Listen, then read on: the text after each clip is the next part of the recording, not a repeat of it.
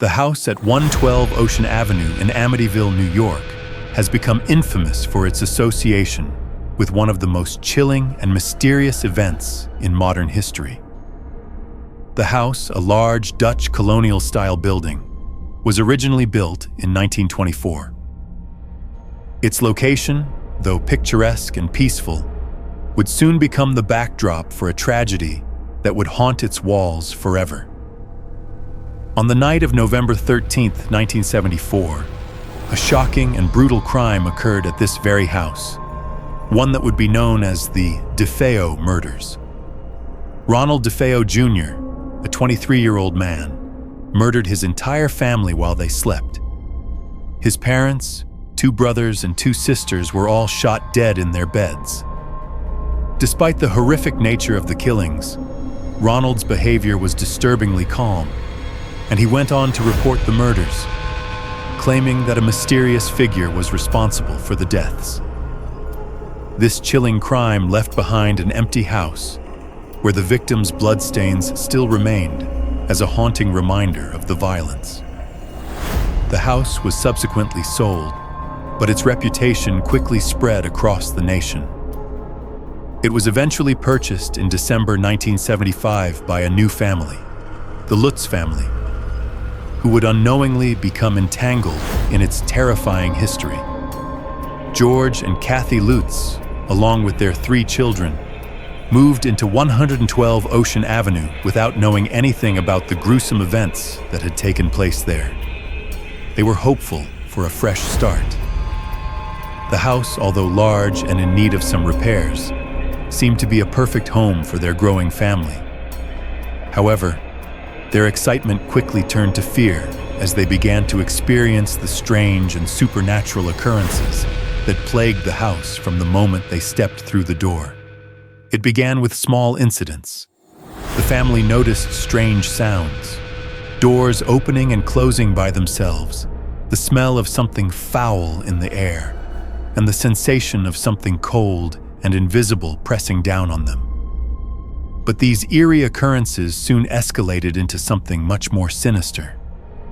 Kathy, who had a keen sense of intuition, was the first to feel that something was not right. She started experiencing intense feelings of unease whenever she entered certain rooms, particularly the children's bedrooms. It was as though the house itself was watching them, waiting for them to make the first move. It wasn't long before George began to feel a strange change in himself. Initially, he dismissed it as stress from the move, but as days passed, he started to feel increasingly irritable, and his temperament became more and more unpredictable. He began losing his patience over trivial matters, snapping at Kathy and their children for things that would normally not have bothered him. At times, he would wake up in the middle of the night, drenched in sweat and feeling inexplicably cold. There were moments when he couldn't recall how he had gotten out of bed or why he felt so disoriented. One of the most disturbing aspects of George's transformation was the sense that he was being controlled by an invisible force. He began to experience what he later described as a compulsion to act out of character, especially at night.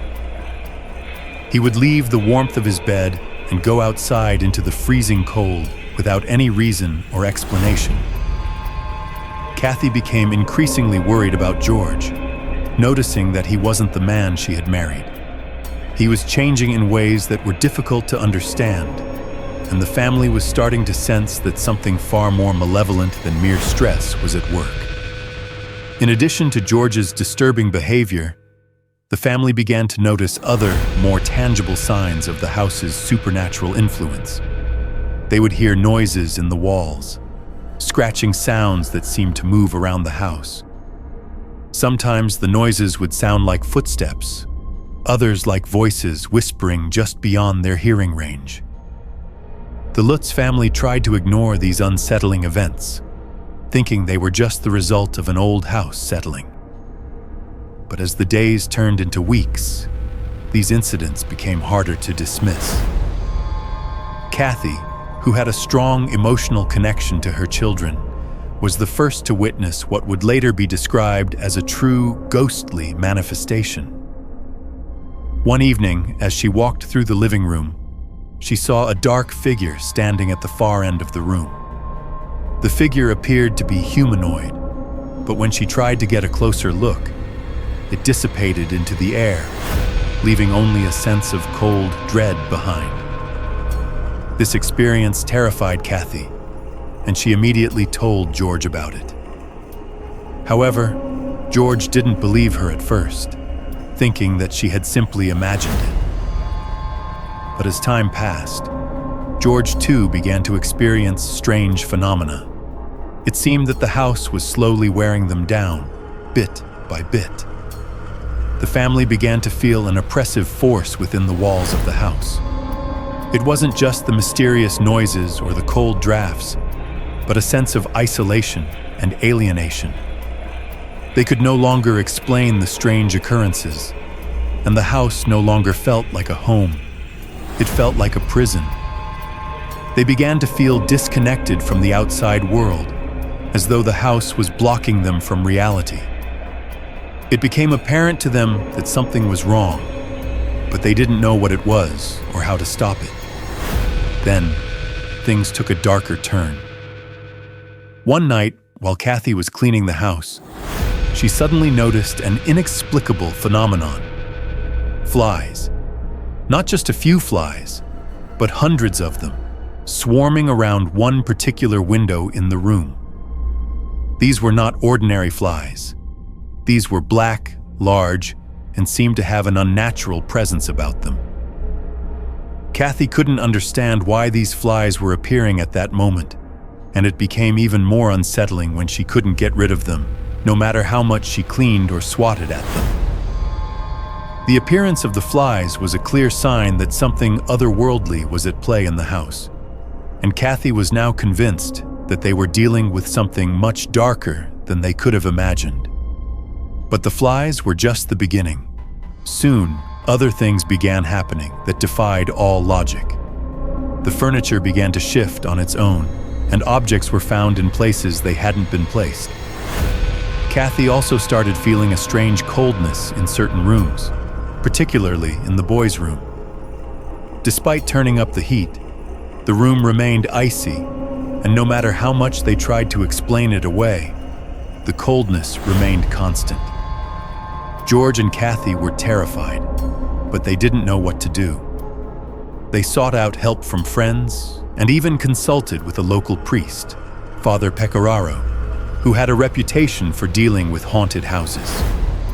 Father Pecoraro, upon entering the house, was immediately struck by an overwhelming feeling of unease. He reported hearing strange sounds and feeling a presence in the house that was far from welcoming. He even experienced moments of extreme dizziness and weakness, and he quickly became convinced that the house was haunted by something more powerful than a mere spirit. Despite the priest's warnings, the Lutz family continued to live in the house, but it was clear to them that they were no longer in control of their situation. As the days dragged on, the family became more isolated, and George's behavior continued to deteriorate. The tension in the house was palpable, and the once peaceful family found themselves in a desperate fight to regain control of their lives. As the Lutz family settled into 112 Ocean Avenue, they were initially excited about their new home, despite the strange feelings that occasionally crept in. They had no idea that they had unwittingly entered a house with a dark and sinister history. At first, the occurrences were minor, easily dismissed as the usual quirks of an old house. The doors would open and close on their own. The air would become inexplicably cold in certain rooms, and they would hear strange sounds in the middle of the night. But as the days wore on, these events began to escalate. The house seemed to come alive with an energy that couldn't be explained, an energy that was oppressive and malevolent. It started with small, inexplicable things that most people would simply shrug off as coincidences. Objects out of place, doors creaking open when no one was around, and occasional noises that seemed to come from nowhere. But soon, these occurrences began to take a more sinister turn. Kathy Lutz, in particular, began to feel a presence that was not only unsettling, but also terrifying. Kathy had always been a sensitive person, but her experiences in this house were unlike anything she had ever encountered before. The flies were one of the first major warning signs. One evening, Kathy was in the kitchen when she noticed an overwhelming number of black flies hovering around a particular window. There were hundreds of them, more flies than should have been in the house, especially in the dead of winter. It wasn't just a few flies here and there, but a concentrated swarm that made it feel as though the house was teeming with something unnatural. No matter how many times she swatted at them, they didn't leave. They just kept reappearing, buzzing around her in the most unnerving way. Kathy, overwhelmed and confused, immediately called George to come and see the flies. When George arrived, he was as baffled as she was. There was no reasonable explanation for it. The window was closed, and there was no food source in sight. The flies seemed to be drawn to the house itself, like a malevolent force was summoning them. The swarming insects were not only an eyesore, but they also made the house feel even more oppressive. The constant buzzing filled the air, and their presence seemed to fill every room with an unsettling energy. But more than just the flies, Kathy began to feel something darker lurking in the house, something beyond the realm of normal, earthly explanations. Over the following days, Kathy's feelings of dread only deepened. She began to notice that certain rooms in the house felt wrong. The most notable of these was the children's bedroom, a room that was always cold no matter how high the heat was set. George and Kathy tried everything they could to warm the room up, but nothing worked. The cold was not like anything they had experienced before. It felt unnatural, as though something was freezing the air around them. George, too, began to feel the oppressive weight of the house's malevolent presence. He would often feel a cold wind in certain rooms, even though there were no drafts or open windows. It was as if the house itself was somehow breathing, exhaling coldness, and suffocating them with an unseen force. At night, when George would try to sleep, he would often wake up in a cold sweat, his mind clouded with a sense of unease that he couldn't shake off. He found himself unable to escape the feeling that something evil, was watching him. But what troubled him most was his growing sense of being out of control. On several occasions, George would wake up and find himself in the living room, or even outside in the cold, with no recollection of how he had gotten there.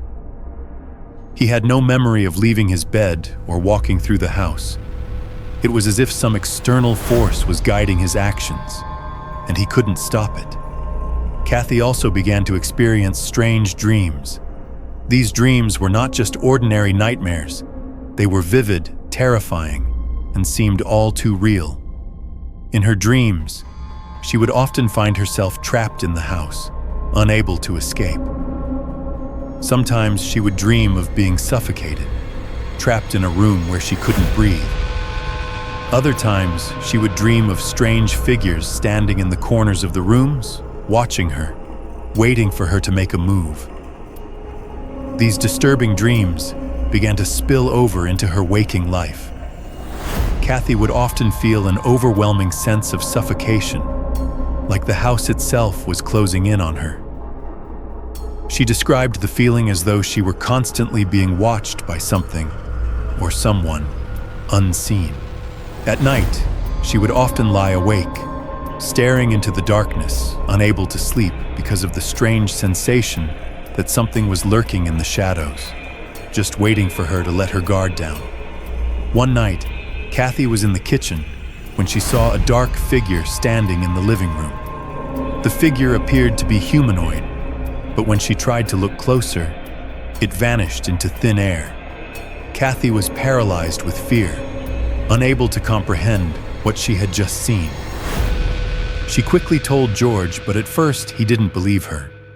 He thought she had just imagined it. After all, there was no one else in the house. But after that night, George started to experience strange occurrences as well. One particularly unsettling experience for George was when he went into the attic to investigate strange sounds he had heard coming from the space above the house. As he walked into the attic, he suddenly felt an overwhelming presence, like he was not alone. The temperature in the attic dropped dramatically, and George felt an intense coldness seeping into his bones. He turned to leave, but as he moved toward the stairs, something grabbed his arm. He immediately spun around, but there was no one there. The sensation of being touched was so real that it left him shaken and terrified. He quickly exited the attic and vowed never to return. It wasn't just the strange occurrences that were alarming, it was the feelings, the oppressive, terrifying feelings that both George and Kathy were experiencing. They began to feel as though they were no longer in control of their own actions or thoughts. The house was doing something to them, something that was beyond their understanding. To make matters worse, the children also began to have disturbing experiences. The Lutz's young son, Daniel, began to have nightmares about a pig-like creature that haunted the house. In his dreams, he would see the creature lurking in the shadows, staring at him with glowing red eyes. It was as though the house was trying to manipulate Daniel's thoughts, feeding him visions of something evil. Daniel would often wake up screaming in the middle of the night, unable to explain what he had seen. Kathy tried to comfort him, but the boy was terrified and insisted that something was in the house. The children began to show signs of distress as well. They became more withdrawn and anxious, and at times they would refuse to enter certain rooms in the house. They could feel it too, the malevolent presence that seemed to be lurking just beyond their reach. As the days wore on, the strange events in the house grew more intense and the atmosphere more oppressive. For George Lutz, these supernatural occurrences took on a much more personal dimension. While Kathy began to feel the pressure of the house's malevolent presence, it was George who seemed to be most directly affected. His behavior changed dramatically, and he started to act in ways that were completely out of character for him. His once calm and patient demeanor was replaced by an increasingly volatile temper. He found himself becoming angry over small, insignificant matters and would lash out at Kathy and the children. This shift in George's behavior was alarming. Kathy noticed that he was becoming more distant, more irritable, and at times, downright aggressive. He seemed to be under the influence of something beyond his control. He would wake up in the middle of the night in a daze, unable to recall how he had gotten out of bed or why he was in a particular room. It was as though he was being controlled by an invisible force. One evening, Kathy woke up to find George standing at the foot of their bed, staring blankly into the room. When she asked him what he was doing, he didn't respond. His eyes were wide open, but they seemed vacant, as if he were in a trance. She had never seen him like this before, and it terrified her. It was as if the house itself was possessing him, pulling him into its dark grip. In addition to his strange behavior, George began to experience terrifying visions. He would see images of disembodied faces, some of them twisted in expressions of anger or despair. These visions would appear at random, often when he was alone or in the dark. The faces seemed to float in mid-air, their eyes staring at him with an unsettling intensity. At times, George would hear whispers in the darkness, voices speaking to him, telling him things he didn't want to hear. These whispers were not just in his mind. They seemed to be coming from the house itself, as though the walls were speaking to him. George was deeply disturbed by these experiences, but he couldn't explain them. He tried to brush them off as stress or his imagination getting the better of him, but they continued to escalate. He began to feel as though he were slipping away from reality, unable to distinguish what was real from what was being forced upon him. It was as though the house was gradually stripping him of his identity and replacing him with something else, something darker and more violent. One night, George ventured into the basement to investigate the source of the strange noises that had been coming from below. The basement was cold, damp, and filled with the smell of mildew. As he walked deeper into the darkness, he began to feel the overwhelming presence of something watching him. The temperature in the basement dropped dramatically, and he could see his breath in the air. His heart raced, and he felt a wave of panic wash over him. He turned to leave, but before he could make it to the stairs, something grabbed his arm, pulling him back. George spun around, expecting to see someone standing behind him, but the basement was empty. He couldn't explain the feeling of something grabbing him, but it was real. It was as though an invisible force had reached out from the shadows and physically touched him. He quickly ran upstairs, his mind racing with fear, but the experience left him shaken. It was at that moment that George realized he was no longer in control of his own actions. The house was manipulating him, controlling him, and he felt powerless to stop it. Kathy, too, began to notice a change in George. She could see that he was no longer the man she had married. He was distant, withdrawn, and increasingly erratic.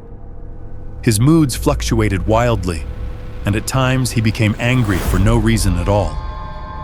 Kathy tried to help him, but it seemed as though he was beyond her reach.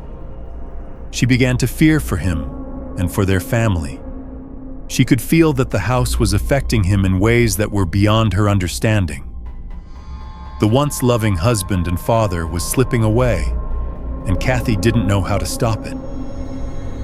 George's erratic behavior took a toll on their relationship. Kathy found herself growing more and more afraid of him, even though she still loved him. She didn't know how to help him, or if it was even possible to save him from whatever grip the house had on him. The tension between them grew, and their marriage, once full of love and understanding, began to crack under the strain. But it wasn't just George's behavior that was changing.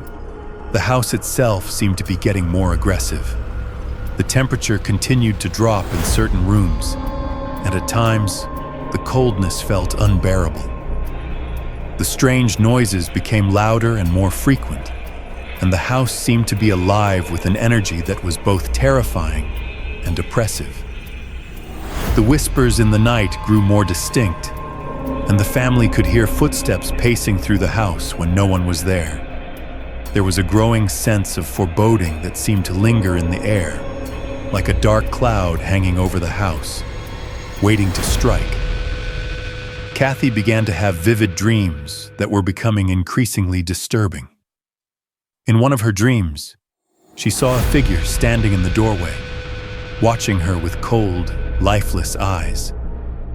The figure was tall and imposing, with a sense of authority that made Kathy feel small and insignificant. She tried to move, to escape, but her body felt heavy, like she was paralyzed. The figure stepped forward, and as it did, Kathy could feel an overwhelming wave of dread wash over her. The closer the figure got, the more suffocated she felt. She woke up gasping for air, drenched in sweat, and terrified beyond belief. But the dreams weren't just dreams, they felt real. Kathy began to feel as though she was being haunted, even in her waking hours.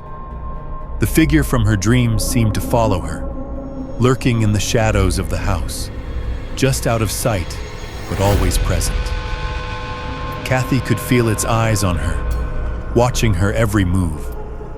It was as though the house had become a prison, and she was trapped inside with a force that she could neither see nor escape.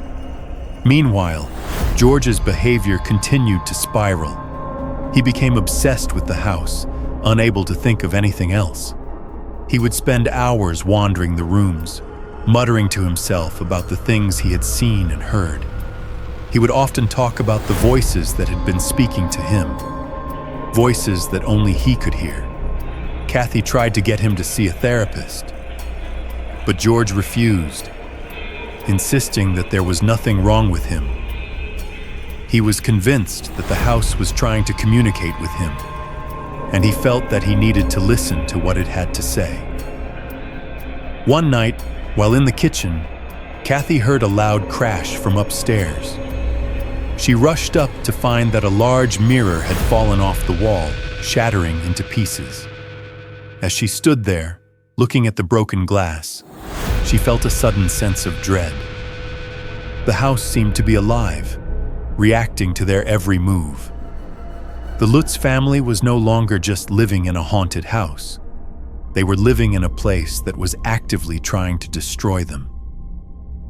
The events that unfolded over the next few weeks were even more terrifying. The house continued to manipulate their thoughts, their emotions, and their actions. It was clear to the Lutz family that they could no longer stay in the house. The entity that inhabited it was too powerful, too dangerous, and it was determined to make them its next victims. As the days passed, the tension in the Lutz household grew unbearable. The events that had started as small, unexplainable incidents had now escalated into a terrifying series of supernatural occurrences that could not be ignored. It was as though the house itself was reacting to their presence, manipulating the family's every movement, thought, and emotion. The Lutzes were no longer just living in a haunted house. They were trapped in a battle for their sanity, and in some cases, their lives. One of the most disturbing phenomena was the coldness that seemed to settle in certain rooms of the house, particularly the children's bedroom. No matter how high the thermostat was set, the room remained ice cold. This wasn't just a cold draft, it was a penetrating cold, the kind that chilled you to the bone. Even when they tried to seal off the room to keep the cold out, it persisted. The family couldn't explain it. There were no open windows, no vents or drafts, but the freezing temperature was a constant presence.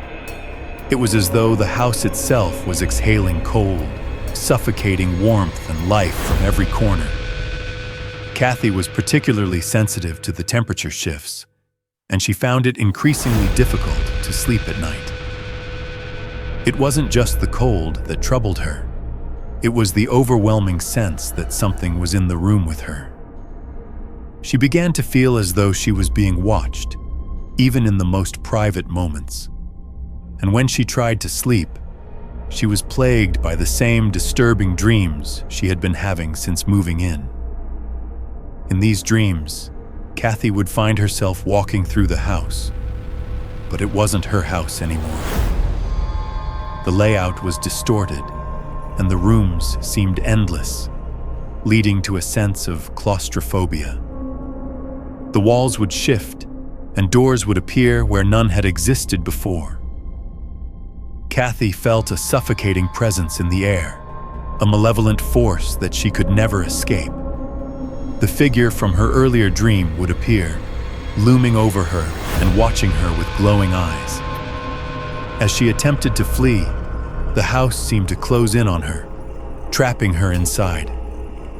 But the dreams weren't just dreams. They became real.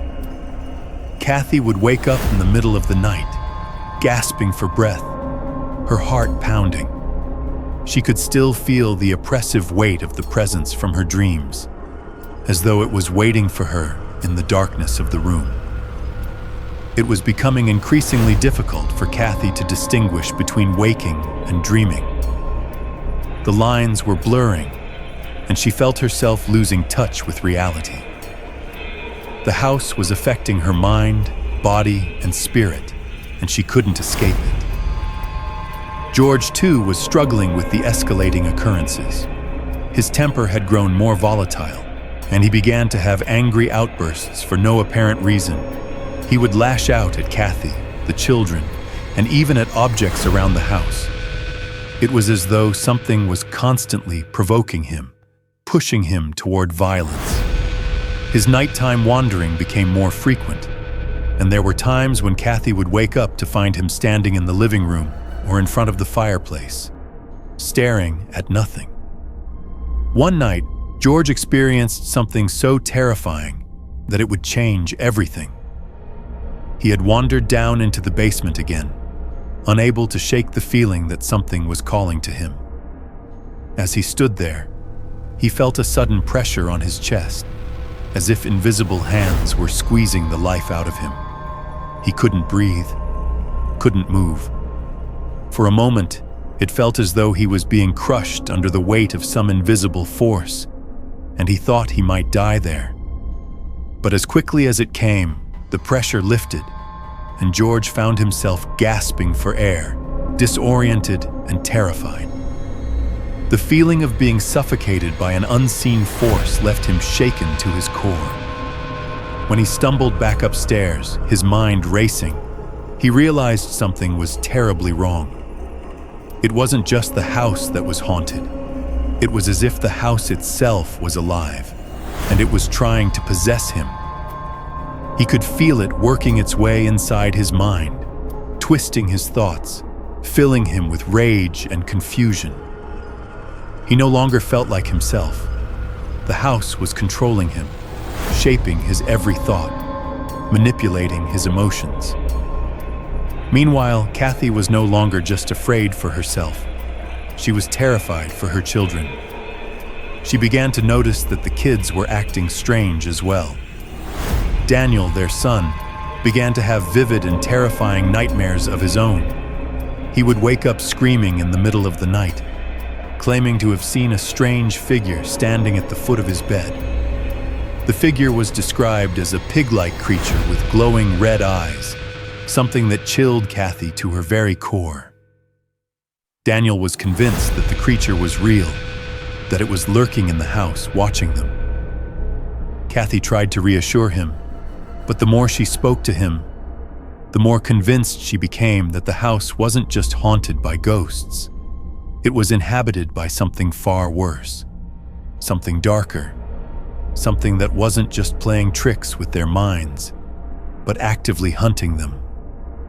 The Lutz family could no longer dismiss the fact that they were in danger and that the house was no longer a place of comfort and safety. The pressure mounted, and the Lutz family's life continued to spiral out of control. George's temper grew more violent, and his physical health began to deteriorate. His skin became pale, and he lost weight rapidly. He would stare at himself in the mirror, wondering if the man staring back was still the person he used to be. He felt disconnected from his own body, like it wasn't truly his anymore. And then, something happened that took their fear to a whole new level. One evening, after a particularly violent outburst, George went into the living room, and as he stood in front of the fireplace, he felt the sudden urge to grab an axe that was sitting nearby. His hand reached out toward the axe without his conscious consent. He gripped the handle, the weight of it strangely comforting in his hand. The urge to use it was overwhelming. He stared at the weapon for several moments, feeling an intense desire to strike out at Kathy, at the house, at whatever was controlling him. But just as quickly as the thought came to him, he dropped the axe and backed away, shaking.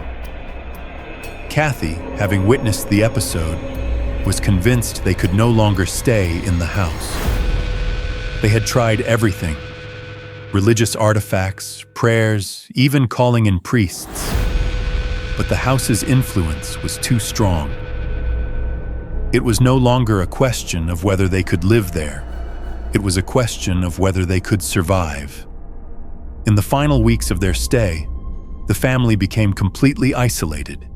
They didn't leave the house except to go to work or school. The once beautiful home had become a prison, a suffocating cell of terror.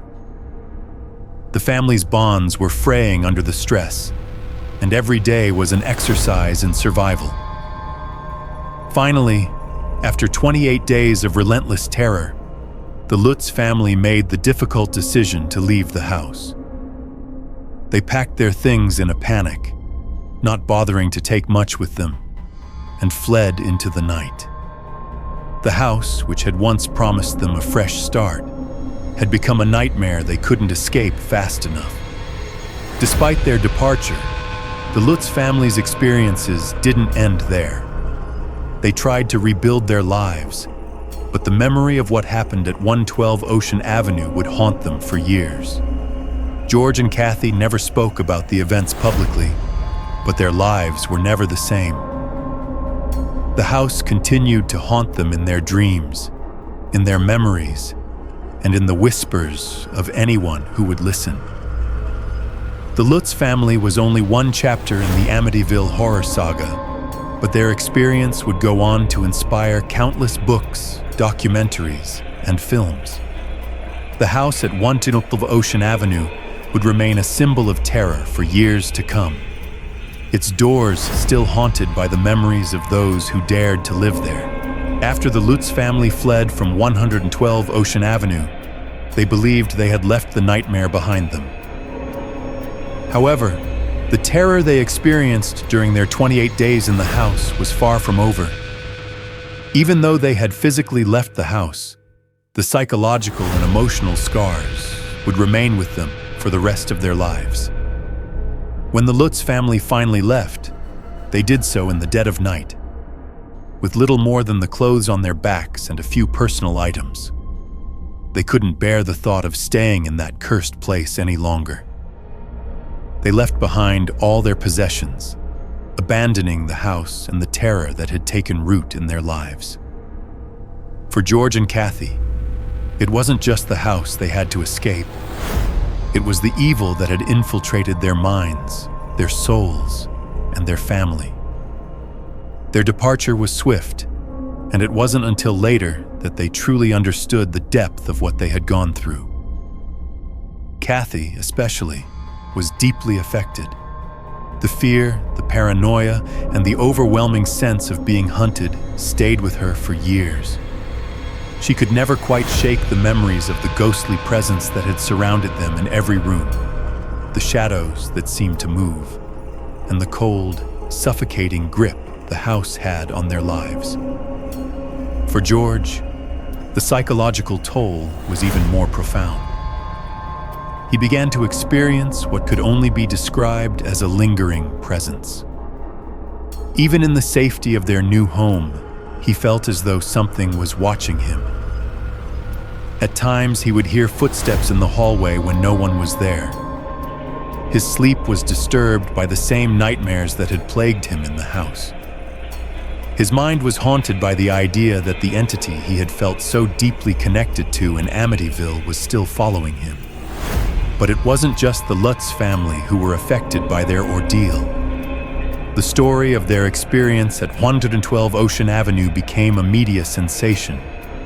Journalists, paranormal investigators, and curious onlookers descended on the town of Amityville, eager to uncover the truth behind the Lutz's terrifying story. Some were skeptical, dismissing the events as a hoax or exaggeration. Others believed wholeheartedly in the supernatural elements of the tale. But regardless of belief, the house became infamous, its reputation growing with every retelling. The Lutz family was thrust into the public eye, and they quickly became reluctant celebrities, with their every move scrutinized by the media. They were offered large sums of money to write books, appear on television shows, and share their experiences. But despite the attention, George and Kathy remained deeply disturbed by what had happened to them. They tried to move on, but the memories of the house and the evil they had experienced never fully left them. In the years following their departure, the Lutz family's story became a cultural phenomenon. Books were written, movies were made, and documentaries were produced, each trying to unravel the mystery of what had really happened at 112 Ocean Avenue. The house itself became a symbol of fear and intrigue, drawing both thrill-seekers and paranormal enthusiasts who wanted to experience its sinister energy for themselves. For the Lutz family, though, it was never just a story, it was their lived experience. They were forever marked by the terror they had endured in that house. The psychological scars of their time at 112 Ocean Avenue ran deep, and it would take years for them to find some semblance of peace. Despite the media frenzy and the public's fascination with their story, the Lutz family remained mostly silent about the details of their experiences. They knew what had happened to them, and they didn't feel the need to justify their actions or their fears to anyone. In fact, they eventually moved away from the spotlight, trying to rebuild their lives as best they could, but the memories of Amityville would always linger. The house, meanwhile, remained a place of mystery and terror. Though it changed owners several times after the Lutz family left, none of the new residents stayed for long. Many reported strange occurrences, cold spots, eerie noises, and feelings of being watched. Some of the stories about the house's haunted past are so bizarre that they've become part of Amityville's eerie legend. Despite the numerous investigations into the house and the various claims made about the Lutz family's experiences, the true nature of what happened at 112 Ocean Avenue remains an open question. Was it really a house haunted by spirits, demons, or something more malevolent? Or was it the product of a family's paranoia, stress, and financial pressures? The Amityville Horror has been debated for decades, and the mystery continues to fascinate people around the world. The house was eventually sold and renovated, and it no longer looks like the same property that had terrified the Lutz family. The iconic eyes on the front of the house, which had been a feature in many photographs and media coverage, were removed during the renovations. But the legend of Amityville continues to live on, as a symbol of horror that has been passed down through generations. Whether or not you believe in ghosts, one thing is certain: the Amityville story is one that refuses to be forgotten. In the end, the Lutz family moved on, but they were never truly free of the house.